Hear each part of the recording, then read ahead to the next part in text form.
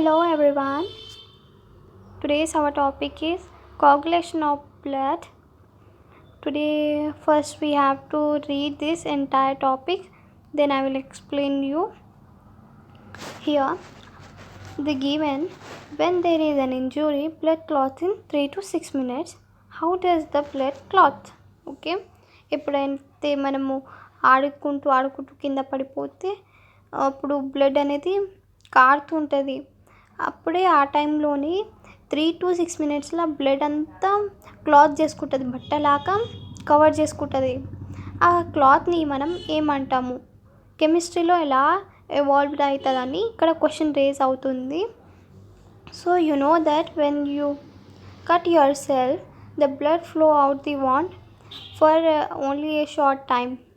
ఎప్పుడైతే మనం కోసుకుంటామో అప్పుడే బ్లడ్ అనేది బయటికి వస్తుంటుంది.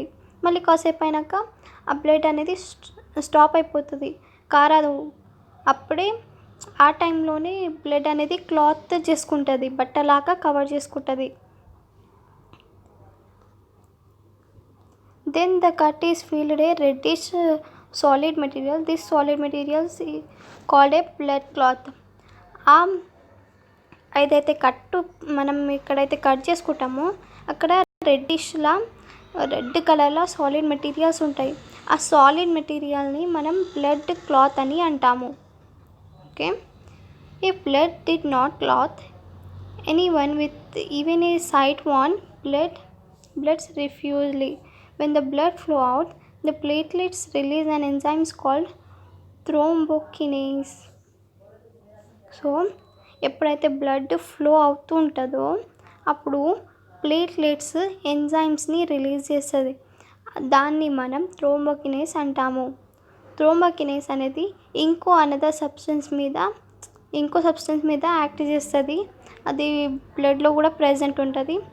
సో ఆ ప్రెజెంట్ ఉన్న దాన్ని ప్రోథ్రోంబిన్ అని అంటాము.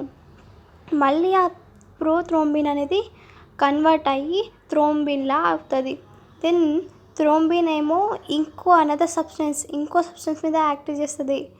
ఆ యాక్ట్ చేసిన సబ్స్టెన్స్ని మనం ఫిబ్రినోజన్ అంటాము.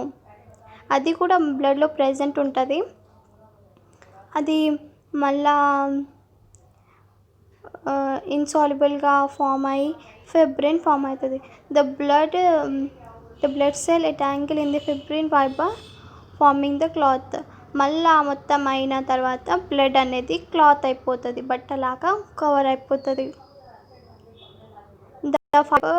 The fibrin fiber are attached to the edge of the wound and pull them together. The reddish straw color fluid portion of the formation of the cloth. ఆ రెడ్డిష్ ఇవి ఉంటాయి కదా, పోర్షన్ అంతా ఒక్క దాంట్లో ఫామ్ అయ్యి క్లాత్లా అయిపోతుంది cover. Okay, it is a very important topic. ఇట్లా ఉంటుంది బ్లడ్ లోపట. సాలిడ్ మెటీరియల్స్ అన్నా కదా నేను, లైక్ ఇట్లుంటుంది. Blood is in the blood vessel. Here also given blood ఈ విధంగా క్లాత్ అవుతుంది. One more another thing I would like to explain here.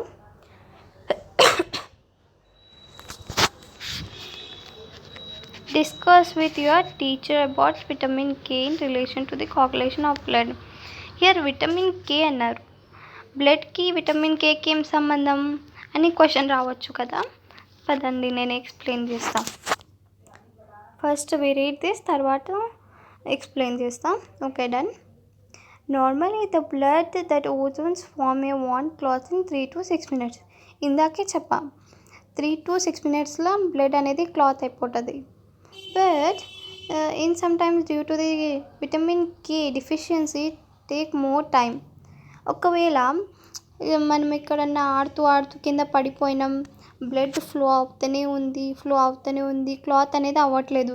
దానికి మీనింగ్ ఏంటంటే ఒకవేళ బాడీలో విటమిన్ కే అనేది లేకుంటే మనకి బ్లడ్ క్లాత్ కాదు, అది టైం ఎక్కువ అవుతుంది బ్లడ్ క్లాత్ కానికి. Because of genetic disorders the blood may not కోగులేట్.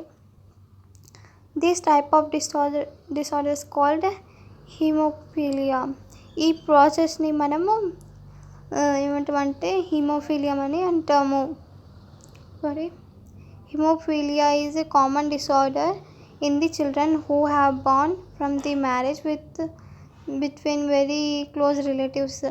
అయితే ఇది హిమోఫీలియా అనేది కామన్ డిసార్డర్స్ పిల్లలు ఎప్పుడు అవుతుందంటే మన రిలేషన్లో క్లోజ్ రిలేషన్లో మ్యారేజ్ అవుతుంది కదా, సో అప్పుడు పిల్లలకి ఈ డిసార్డర్స్ వచ్చేస్తుంది. Okay,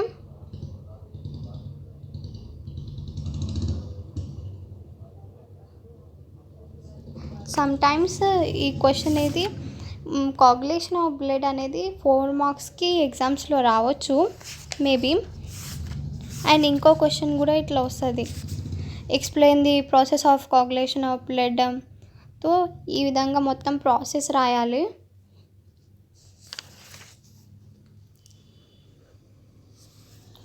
okay,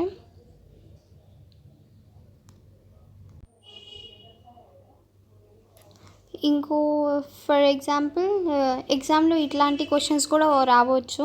A person is injured when playing on the ground, blood is flowing continuously, what might be the reason. అప్పుడు ఈ క్వశ్చన్ ఏంటంటే ఒక పర్సన్ ఆడుతూ కింద పడిపోతే తనకి బ్లడ్ ఫ్లో అవుతూనే ఉంది కంటిన్యూస్గా, అది క్లాత్ అవ్వలేకపోతుంది. అప్పుడు మీరు ఆన్సర్ ఎలా రాయాలంటే he may be suffering from haemophilia, a genetic disorders. This is the genetic disorders now ఇందాకనే నేను ఎక్స్ప్లెయిన్ చేసిన. సో ఈ విధంగా కూడా రాయొచ్చు. లేకుంటే he may be suffering from lack of vitamin K, he is responsible for blood clotting outside the body. Okay, ఈ విధంగా కూడా రాయొచ్చు ఎగ్జామ్లో ఒకవేళ క్వశ్చన్ ఇస్తే. Okay, important topic, please remember. If you have any doubts comment me. Okay, done. Thank you. Bye.